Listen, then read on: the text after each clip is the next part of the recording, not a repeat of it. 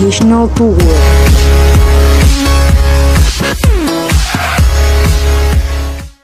Magandang araw po sa ating lahat. Ngayon po ay mag-i-educational tour kami at tutungo sa Agusan del Sur Heritage Center, Philippine National Museum Butuan at Caraga State University upang masaksihan ang mga yaman ng Agusan at malaman ang istorya ng nakaraan. Ngayon kami ay kasalukuyang bumabiyahe patungong Pating-Ay Prosperidad, Agusan del Sur at kami ay excited na rin sa mga kaalamang aming makukuha doon. Kaya't samahan ninyo kami sa aming paglalakbay upang kayo ay makakuha rin ng kaalaman na madadala ninyo kahit kailan at kahit saan. At eto, nakarating na rin kami sa una naming destinasyon, ang Agusan del Sur Heritage Center. Hindi makakaila na may taglay talagang ganda ang lugar na ito dahil sa pagpasok pa lang namin ay nakabungad na kaagad ang magagandang tanawin. At may pa-welcome pa sa inyo ang aking mga kasama. Welcome to Agusan del Sur Heritage Center. Pagkatapos naming nagnilay at nagpicture sa labas ay pinampasok na rin nila kami upang sabihan sa kung ano ang mga pwede at hindi namin pwedeng gawin sa loob ng museum. At eto rin ang kanilang promotional video na makikita pagpasok pa lang natin patungo sa museum.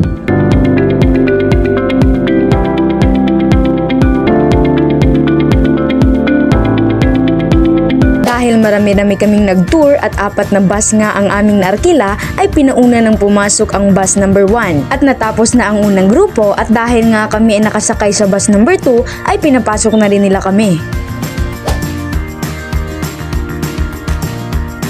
Ang unang ipinakita sa amin ay ang mga naging gobernador sa Agusan del Sur mula noong taong 1970 hanggang sa kasalukuyan. Kasunod ay ang mga damit na ginawa ng ating mga katutubo na magpahanggang ngayon ay pinapahalagahan at ipinapasa sa makabagong henerasyon. Nandito din sa museo ang Golden Tara na natagpuan noong taong 1917. Isa itong 21 karat Hindu or Buddhist deity statue na natagpuan ng isang katutubong manubo sa Esperanza, Agusan del Sur. Makikita din dito ang mga kagamitan noong unang panahon at ang disenyo ng bahay na makikita pa rin natin magpahanggang ngayon sa mga bahay ng ating mga katutubong manubo. Kami ay pinahawak rin sa isang kahoy na nadikitan ng mineral kaya para na itong bato sa tigas at ang tawag dito ay petrified wood. Makikita din dito ang iba't ibang klase ng bato pati na rin ang iba't ibang wild plants, wildflowers, crabs at iba pa.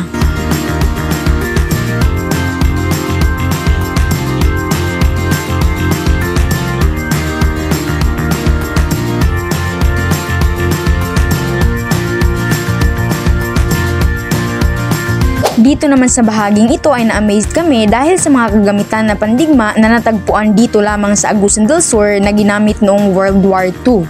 Ito'y patunay na kasali ang ating bansa sa digmaan marahil nandito ang mga kagamitan ng Hapones at American gaya na lamang ng mga sisidlan ng tubig, Army helmet, US High Explosive Mortar Shell at iba pang mga kagamitang pandigma.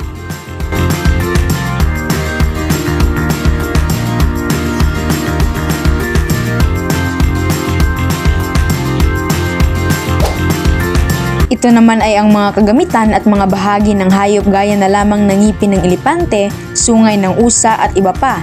Nandito din ang iba't ibang shells, ang stone axe at ang bakal na siyang ginagamit upang magtuno ng ginto noong unang panahon.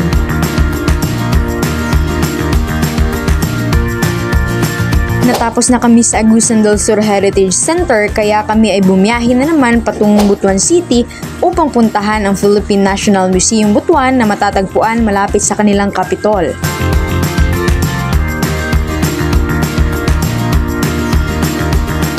At nakarating na nga kami dito sa Philippine National Museum Butuan at talaga namang napakaganda rin ng tanawin dito sa labas.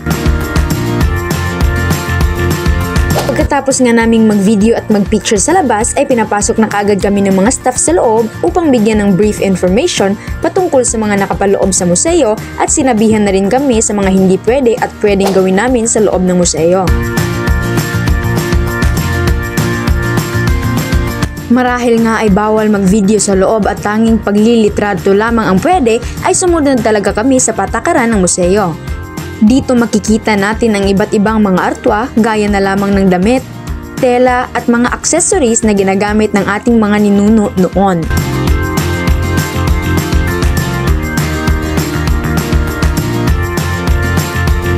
Ang Ang Butuan rin ay nakilala sa kanilang mga bangka na tinatawag na Balangay Boat at mayroon silang kasalukuyang 9 na bangka, ngunit ang boat number 4 at 9 ay kasalukuyang nandoon pa rin sa mismong site at hindi pa ito nakukuha.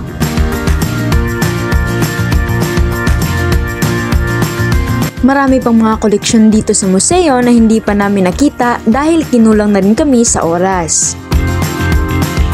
Pagkatapos sa Philippine National Museum ay bumiyahe kagad kami patungong Caraga State University upang mag-tour din kami sa kanilang library at makita ang iba't ibang artwan na nandoon. Nakarating na rin po kami dito sa Caraga State University at agad na pumasok sa kanilang library.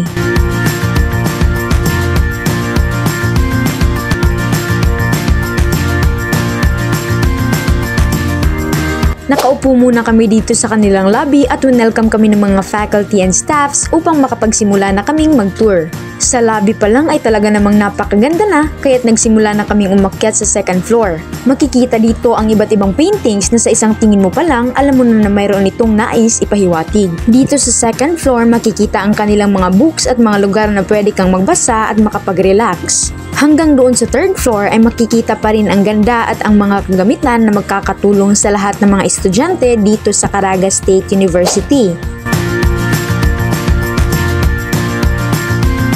Sa Museo ng Butuan at Agusan, ang konsepto ng relativismong kultural ay mahalagang bahagi ng ating pagpapakita ng kasaysayan at kultura ng rehiyon.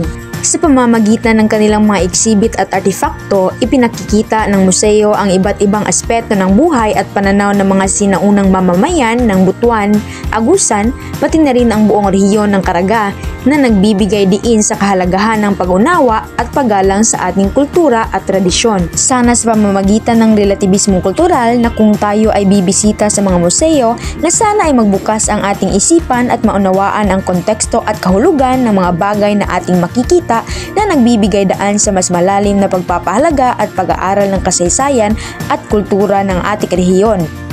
Hanggang sa muli, iyon lamang po at maraming salamat!